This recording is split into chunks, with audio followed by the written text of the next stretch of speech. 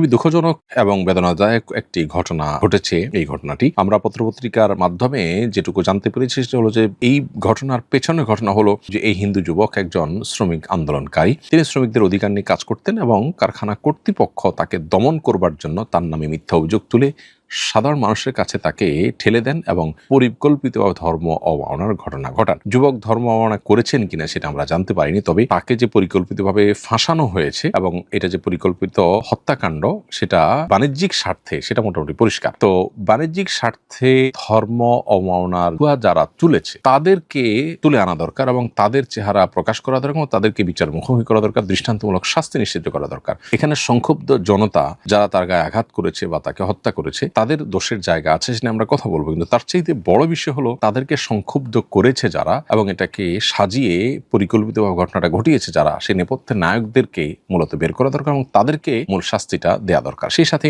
আমাদের মাথায় রাখতে হবে কোনো ব্যক্তির নামে ধর্ম অবমাননার অভিযোগ উঠলেই তাকে পিটিয়ে হত্যা করে ফেলতে হবে, ইসলাম এমনটি আমাদেরকে বলেনি। আমরা যারা ইসলামের নামে এই কাজটি করছি তারা ভুল কাজ করছি। কারোর ব্যাপারে কোনো অভিযোগ উঠলে সেটি প্রমাণিত হওয়ার আগ পর্যন্ত আমরা আইন হাতে তুলে নিয়ে সেটা কার্যকর করা বা কার্যকর করতে উদ্যত হওয়া, এটা আমাদের ভুল অ্যাপ্রোচ। এটা ইসলাম আমাদেরকে কখনো বলেনি।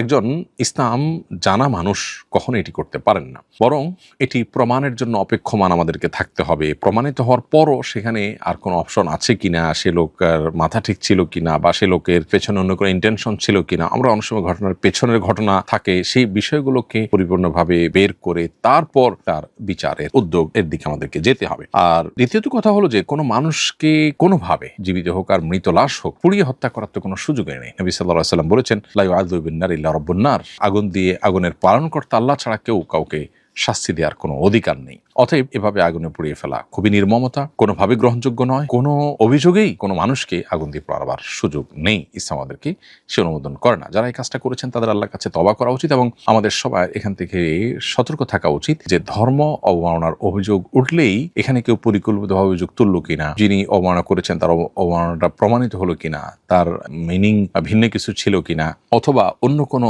ইস্যু এখানে থাকতে পারে কিনা, পুরো জিনিসটা পুঙ্খানুপুঙ্খরূপে বিশ্লেষণ করে বিচার করে তারপরে সিদ্ধান্তে আসতে হবে। এক কথা, সাধারণ মানুষ ধর্ম অবমাননার কথা শুনেই কোনো মানুষের উপরে চড়াও হওয়া এবং তাকে পিটিয়ে হত্যা করা, লাশ পোড়ানো, এগুলো কোনোভাবেই গ্রহণযোগ্য না। আমাদের এগুলোর বিরুদ্ধে সংগ্রাম করতে হবে এবং এভাবে আইন হাতে তুলে নেওয়া, এই কালচার থেকে আমাদের বেরিয়ে আসতে হবে। এবং সেই সাথে প্রশাসন এবং সংশ্লিষ্ট মহলের একটা কর্তব্যের জায়গা আছে, সেটি হলো যে এ ধরনের ধর্ম অবমাননার ঘটনা যাতে না ঘটে তার জন্য কঠোর আইন এবং তার প্রয়োগ থাকতে হবে। সাধারণ মানুষ তাহলে সেক্ষেত্রে আইনের হাতে আসামিকে বা অভিযুক্ত ব্যক্তিকে তুলে দিবে এবং তিনি দোষী হলে বিচার মুখোমুখি হবেন, নির্দোষ হলে তিনি বেকসুর খালাস পাবেন। যখনই আইনের কার্যকারিতা কমে যায় তখন সাধারণ মানুষ আসলে আইন হাতে তুলে নেওয়ার মতো কাজটি করে। বিধায় এখানে সাধারণ মানুষের যেমন করণীয় আছে, এখানে আইন প্রণেতাদের এবং রাষ্ট্র পরিচালনার দায়িত্বে যারা যখন থাকেন তাদেরও গুরুত্বপূর্ণ ভূমিকা রাখবার সুযোগ আছে। বিধায় আমাদের সেদিকটা খেয়াল রাখতে হবে।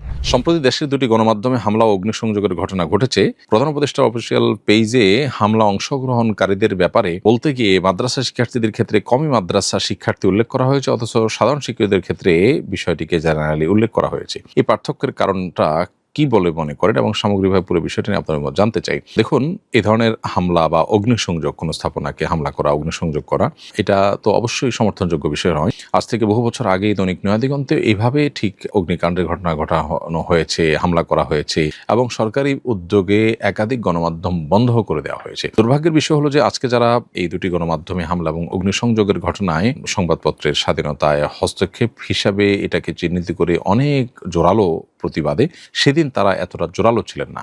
অথচ উভয় ঘটনাই কিন্তু নিন্দনীয় এবং উভয় ঘটনার ব্যাপারে আমাদের অবস্থান একই হওয়া উচিত। যাই হোক, এই ক্ষেত্রে প্রধান উপদেষ্টার অফিসিয়াল পেজে যেটি উল্লেখ করা হয়েছে যে আমারও দৃষ্টিতে এসেছে যে সেখানে কওমি মাদ্রাসা উল্লেখ করা হয়েছে, যেটা খুবই দুর্ভাগ্যজনক বাস্তবতা। সেখানে কওমি মাদ্রাসা, স্কুল, কলেজ, আলিয়া মাদ্রাসা, বিভিন্ন রকমের শিক্ষা প্রতিষ্ঠানের শিক্ষার্থী ছিলেন, এটাই হলো বাস্তবতা, বা থাকতে পারেন, এটাই হলো বাস্তবতা। অথচ সেখানে শুধুমাত্র মাদ্রাসার ক্ষেত্রে কওমি মাদ্রাসাকে আলাদা করে উল্লেখ করে এভাবে চিহ্নিত করা, এটা দায়িত্বশীলতার কোনো পরিচয় বলে আমরা মনে করি না। আপনি অন্যদের ক্ষেত্রে যখন জেনারেলি বলবেন, তো এক্ষেত্রে আপনি নির্দিষ্ট করে বলা এটা বৈষম্য ছাড়া কিছুই নয়। আসলে এদেশে আলেম সমাজ বা মাদ্রাসার ছাত্ররা তাদের কোনো ভুল হলে তাদেরকে যেভাবে শক্ত হাতে দমন করা হয় বা তাদের অপরাধগুলোকে যেভাবে ফুলিয়ে ফাঁপিয়ে পেশ করা হয়, অন্যদের ক্ষেত্রে সেটাকে অনেক ক্ষেত্রে ছাপিয়ে যাওয়া হয়। এই বৈষম্য, এই জুলুম দীর্ঘদিন থেকে দেশে চলে আসছে, যেটা কোনোভাবেই গ্রহণযোগ্য নয়।